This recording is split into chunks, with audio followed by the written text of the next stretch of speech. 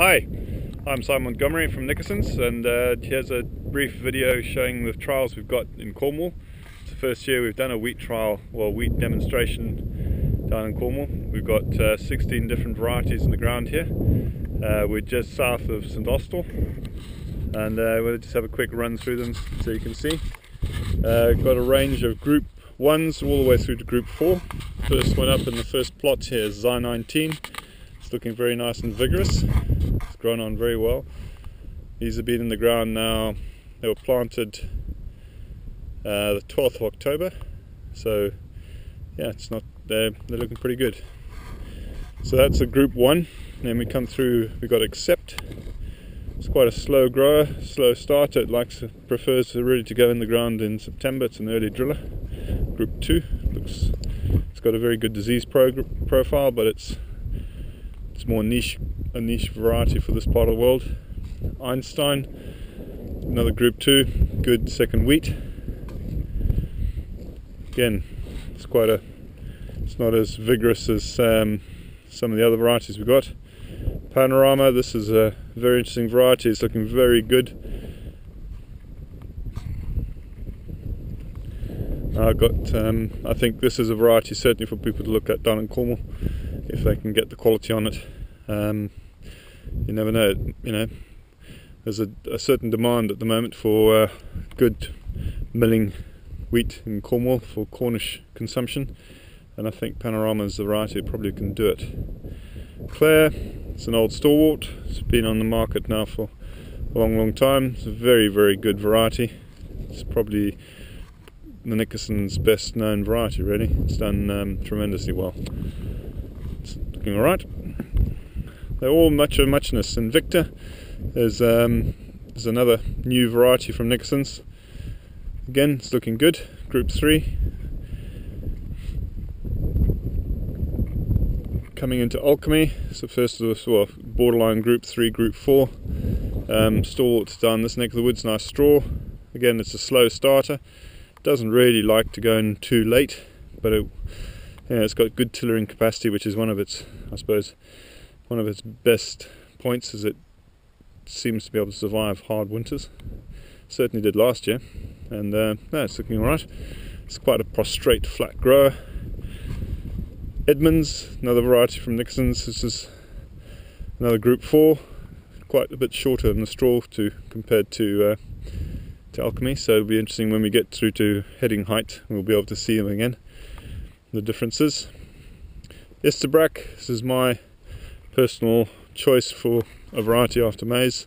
It's a nice vigorous grower, gets away good and early. It doesn't mind going in late. In fact, it's probably better off as a late slot. If you're going in after maize, it's got a really good fusarium score, so it makes it it's a good variety going after maize. Nice variety, I like it. It's nice and vigorous. You can see it quite clearly. The vigor on this is certainly, the growth is a lot stronger than, say, the Einstein we saw up the top here. Cassius, another Group 4, good second wheat, slightly shorter strawed. But again, we'll see that at the end. Gravitas is a new variety coming through. It's another cross, something on the lines of Invicta, but it's a new variety. It's in arable trials, showing great promise. So we'll be interested to see how this gets on. Sahara is a bit of an old variety. This is Savannah Cross. Done very well in the West Country, certainly up around Exeter. It's got nice bold grain, similar to Einstein, but it's a good wheat. Stig, this is the new variety which we've done now. This is the second year in trial down in the Cornwall climate. Last year it did very well on the most exposed site. It out yielded actually the Alchemy, which is quite interesting, and also the Isterbrack. It does have a lowish specific weight, but this is something we would classify as dairy farmers wheat. It's got a disease resistance of 8 for Septoria. It's 9s for everything else. It's stiff, it stands, but it's a slow starter, which is obviously what you can see here. It's a slow starter, but it is a very good and promising variety. So we'll see again after the winter how these are all shaping up. JB Diego, it's a variety that's coming to the fore down here. It's interesting, it's not quite as vigorous as Isabrak. It's slightly more vigorous than the Alchemy. Yield wise last year there was nothing really in it. Robigus, it's a bit of an older variety.